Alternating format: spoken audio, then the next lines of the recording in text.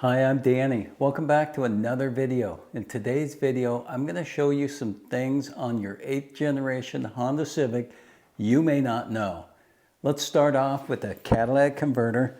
So the Catalytic Converter on this car is under the hood.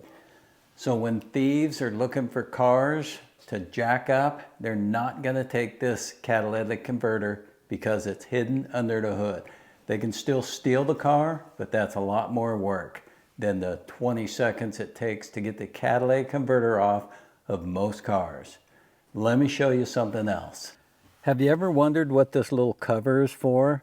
So if you have a dead battery, your shifter won't come out of park, just use a flat blade screwdriver. You just come in here, you pop this up, and then you take your flat blade screwdriver and you push it down, and if your battery's dead, it'll come right out of park.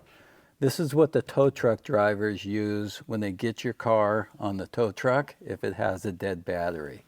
So just go ahead and pop your clip back on. And let me show you something else. Have you ever wondered where you can find technical information on your car? Well, under the hood usually has a couple of stickers. This one is for the air conditioner. So this one takes 15.9 ounces of freon. It takes PAG oil. It just gives you some information about your air conditioning system so you don't over or underfill it. Over here, this is all your emissions for your car. I can say it's a 2009. It conforms to the regulations. This one has a three-way cat, air fuel sensor, oxygen sensor, EGR, and fuel injection. Now over here on the driver's side door jamb, you can see the factory tire size. This is a P205 55 R16 89H, and they recommend 32 PSI, and in the spare, they recommend 60 PSI in that spare. Also right here, you've got the VIN number. So this is where you can get the VIN number. The other place you can get it is on the dash. Now if you look here, this is going to be the vehicle ID number right here on the left side of the dash. Have you ever wondered what this is for? If it's in the down position, your door will not open from the inside. This is a safety thing in case you have small kids.